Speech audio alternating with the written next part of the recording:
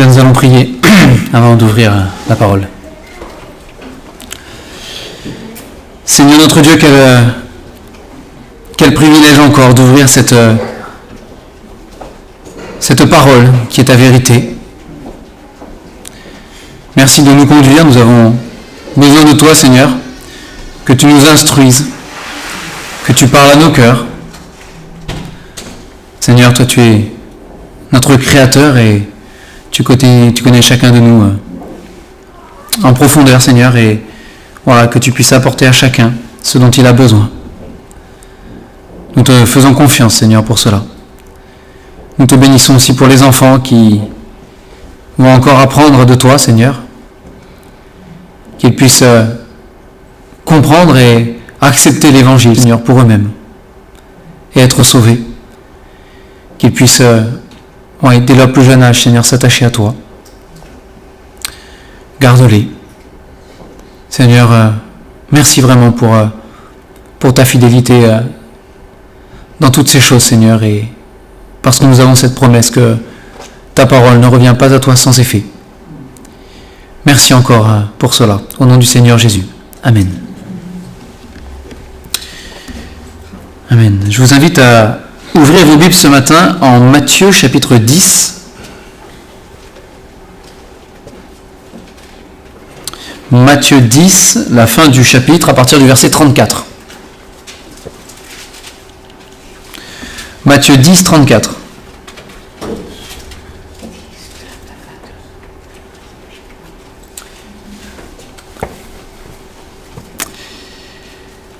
Donc ici c'est le Seigneur Jésus qui parle. Et voici ce qu'il dit: ne croyez pas que je sois venu apporter la paix sur la terre. Je ne suis pas venu apporter la paix, mais l'épée. Car je suis venu mettre la division entre l'homme et son père, entre la fille et sa mère, entre la belle-fille et sa belle-mère. Et l'homme aura pour ennemi les gens de sa maison. Celui qui aime son père ou sa mère plus que moi n'est pas digne de moi. Et celui qui aime son fils ou sa fille plus que moi n'est pas digne de moi. Celui qui ne prend pas sa croix et ne me suit pas n'est pas digne de moi. Celui qui conservera sa vie la perdra, et celui qui perdra sa vie à cause de moi la retrouvera. Celui qui vous reçoit me reçoit, et celui qui me reçoit reçoit celui qui m'a envoyé. Celui qui reçoit un prophète en qualité de prophète recevra une récompense de prophète. Et celui qui reçoit un juste en qualité de juste recevra une récompense de juste. Et quiconque donnera seulement un verre d'eau froide à l'un de ces petits, parce qu'il est mon disciple, je vous le dis en vérité, il ne perdra pas sa récompense.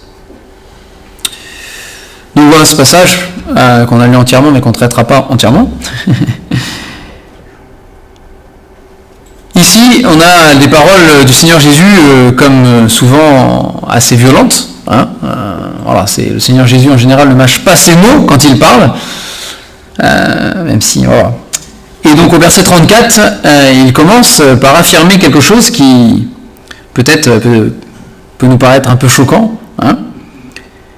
Mais voilà, il dit que contrairement à ce que peut-être beaucoup espéraient autour de lui, en tout cas ceux qui pensaient qu'il était le Messie, peut-être que voilà, ils auraient aimé qu'il vienne établir la paix en Israël notamment, c'est chasser, bouter les Romains hors d'Israël, etc. Et le Seigneur Jésus dit, moi, voilà, je ne suis pas venu, en tout cas cette fois-là, parce qu'un jour, ce sera le cas, mais cette fois-là, il dit, je ne suis pas venu apporter la paix sur la terre, mais au contraire, par ma venue, par ce que je vais entreprendre, parce que du coup, il n'a pas encore tout accompli à ce moment-là, quand il parle, je vais apporter plutôt l'effet inverse sur la terre. Je vais apporter l'épée. Donc pas dans le sens nécessairement guerrier ici, mais dans le sens, il le dit ensuite, au verset 35, dans le sens où ma personne, dit le Seigneur Jésus, et mon œuvre, ça va apporter la division.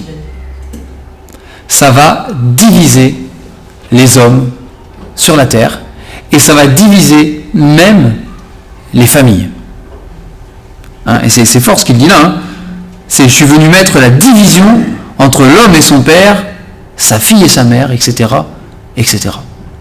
On se dit, mais pourtant le Seigneur Jésus, il ne veut pas qu'il y ait de division dans les familles, n'est-ce pas? C'est une certitude. Mais il dit ici qu'il y aura une division entre celui qui prendra position pour le Seigneur Jésus, celui qui croira au Seigneur Jésus, et celui qui refusera d'accepter et de reconnaître qui est Jésus.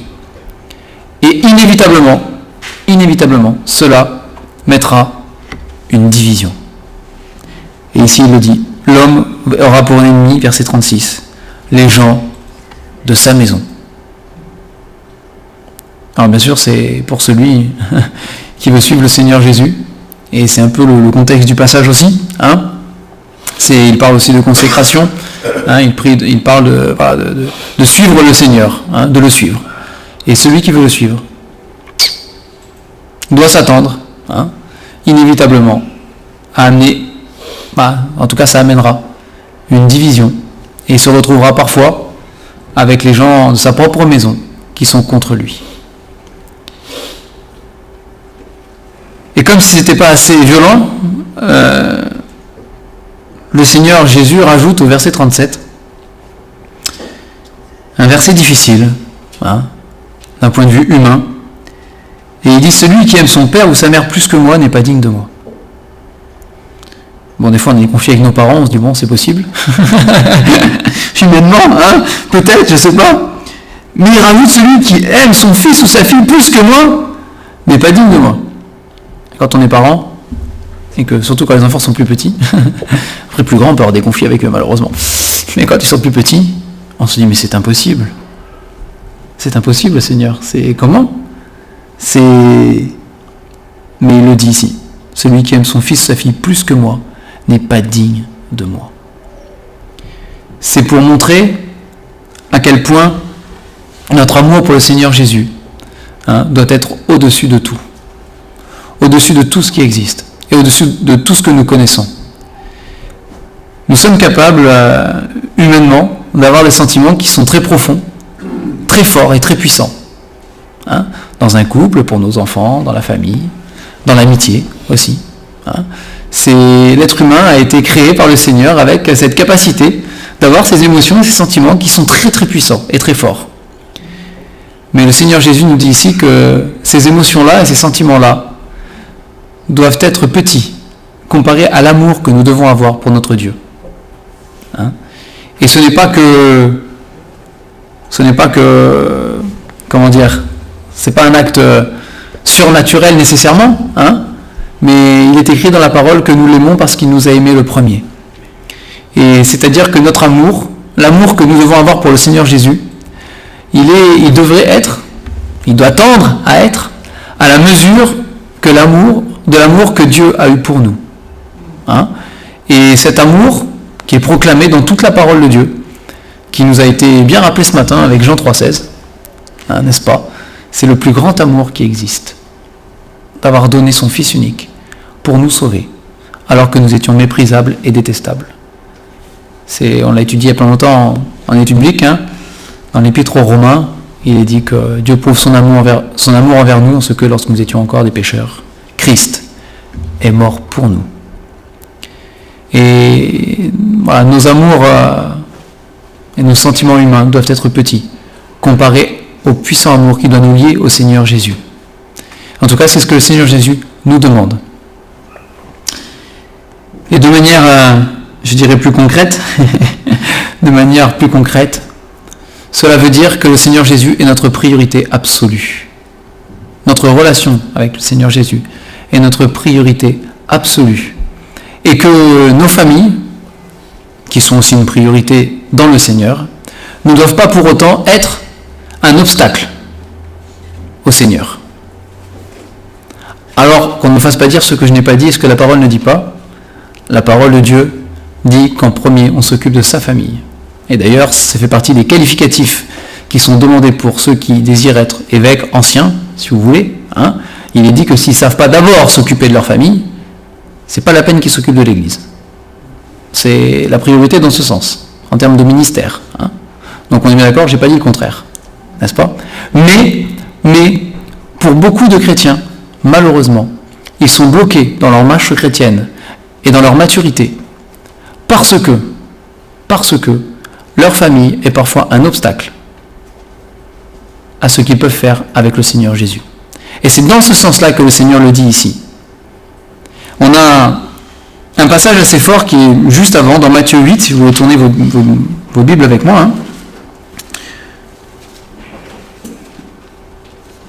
Matthieu 8, au verset 21. Il est écrit ici, un autre d'entre les disciples lui dit, donc il parle au Seigneur Jésus bien sûr, Seigneur, permets-moi d'aller d'abord ensevelir mon Père. Verset 22, mais Jésus lui répondit, suis-moi et laisse les morts ensevelir leurs morts. J'ai quand même, Seigneur, mon Père, c'est pas genre il a un cousin, d'un cousin qui connaît d'un cousin qui est décédé et il veut aller à l'enterrement. C'est son propre père qui est décédé. C'est quelque chose quand même. C'est-à-dire quand même, Seigneur, tu comprends les circonstances et quand même, c'est... Le Seigneur dit non. Non. Si tu veux me suivre, là c'est maintenant tout de suite. C'est pas tu fais, c'est maintenant. Laisse les morts ensevelir leurs morts. Si toi tu veux vraiment la vie,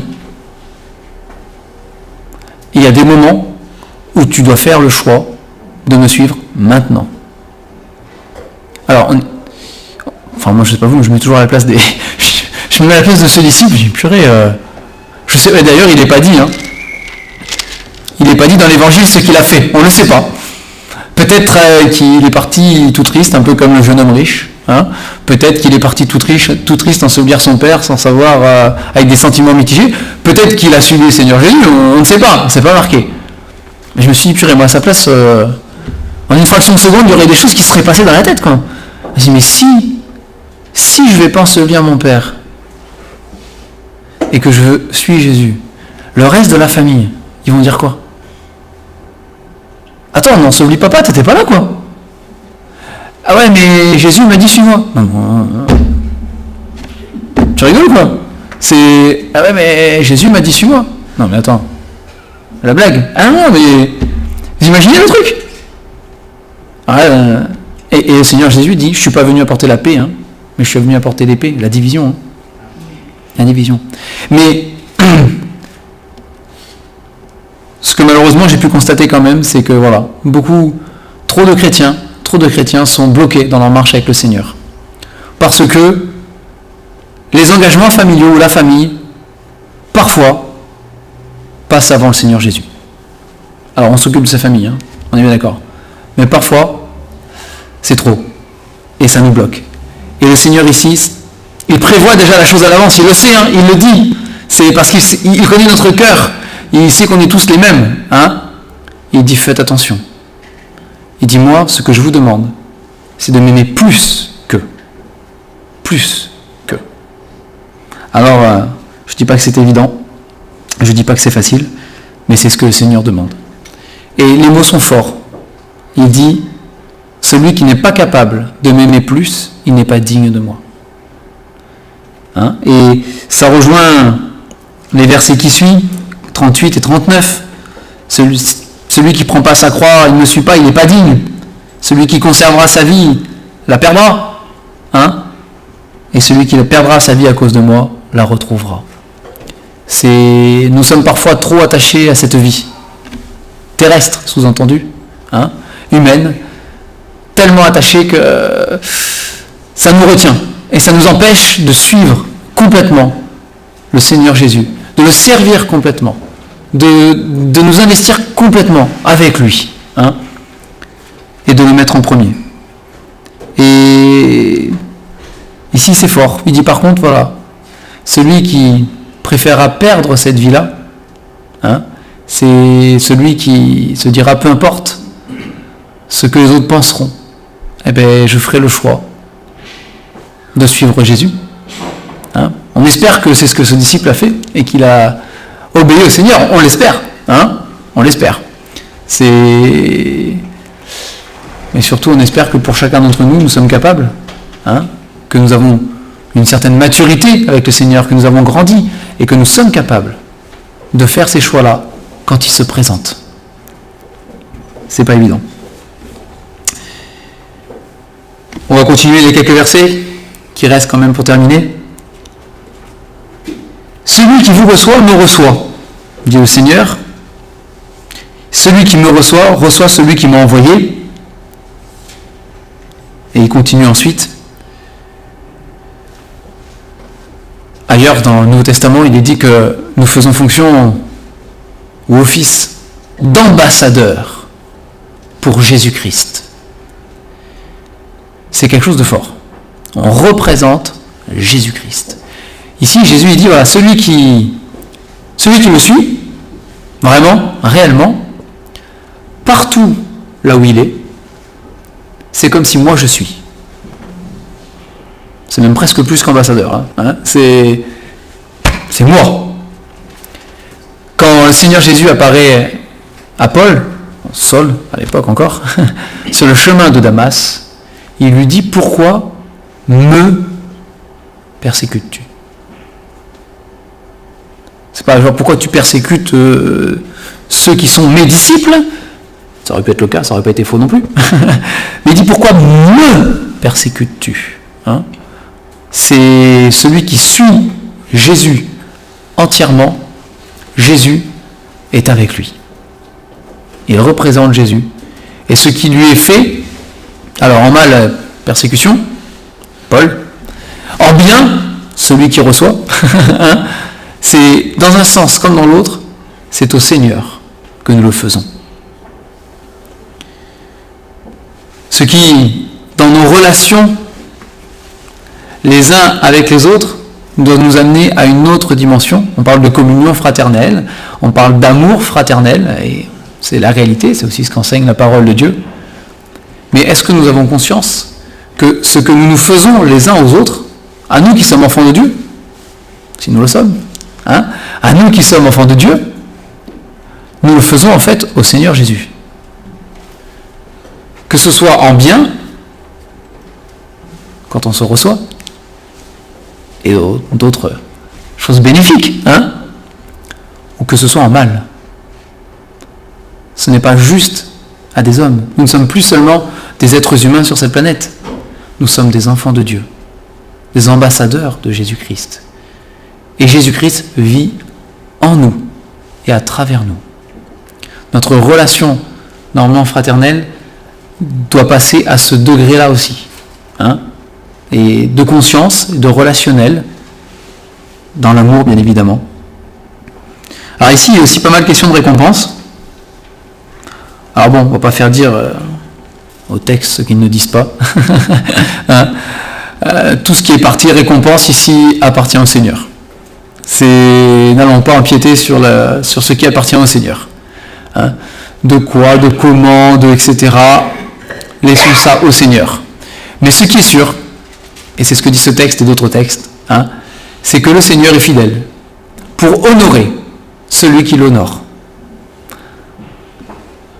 À sa manière, à la manière de Dieu. Ce n'est probablement pas toujours la même manière suivant les personnes non plus. Le Seigneur, il fait comme il veut, et c'est plus vaste que ça. Ça, c'est la partie qui lui appartient à lui, et on lui laisse. Mais notre partie, à nous, c'est de donner un verre d'eau s'il le faut, à celui qui est le plus petit. Bon, ici, c'est petit. Peut-être qu'il y avait des enfants qui n'étaient pas loin. Souvent, le Seigneur le fait, vous savez. Il prend les enfants comme exemple. Il dit, quiconque ne reçoit pas le royaume de Dieu comme ce petit enfant, etc. Qui ne vient pas comme un petit enfant, ne peut pas rentrer dans le royaume de Dieu. Il prend ses petits. Mais en tout cas, ici, les petits sont associés quand même, parce qu'il est mon disciple. Donc il est question vraiment des enfants de Dieu. Voilà, je ne vais pas aller plus loin ce matin, si ce moustique me laisse tranquille. Mais nous devons retenir ces passages, nous devons les méditer, parce que le Seigneur Jésus n'est pas entre deux. Vous savez, c'est pas pas tiède. C'est froid ou c'est bouillant. Mais il n'y a pas d'entre les deux. Et dans ses propos, le Seigneur Jésus est toujours très catégorique. Parce que ce qu'il demande de nous est toujours quelque chose d'absolu. Il n'y a pas de compromis. C'est entièrement. Entièrement. Et on a parlé de quelques sujets, mais il y en aurait beaucoup. Des sujets qu'on pourrait traiter, où le monde, où cette vie sur Terre nous propose des obstacles, et beaucoup d'obstacles, à notre engagement avec le Seigneur Jésus. Il y en a à l'appel, il y en a tous les jours de notre vie. Chaque jour qu'on se lève apporte son lot d'obstacles dans notre marche avec le Seigneur Jésus. Que ce soit parfois les engagements familiaux, que ce soit d'autres choses dans ce monde, il y en a. Mais ce qui importe, c'est où est-ce que nous nous situons par rapport à Jésus. Moi, j'ai toujours été frappé dans le Nouveau Testament, dans les évangiles, j'ai toujours été frappé de voir ces disciples qui sont assis, ils font des choses, travaillent, et Jésus arrive, il leur dit « Suis-moi ». Et les gars ne se posent pas de questions, quoi. Bon, probablement ils avaient entendu parler un peu, ou etc. C'était pas très grand le coin. Mais quand même, ils se posent pas de questions. Moi, j'aurais le moment quand même de... On pèse le pour, on pèse le contre, qu'est-ce qui se passe? Ils se posent pas de questions. C'est incroyable, moi, je trouve. Je lui passe à côté de lui, il dit « Tiens, toi, suis-moi ».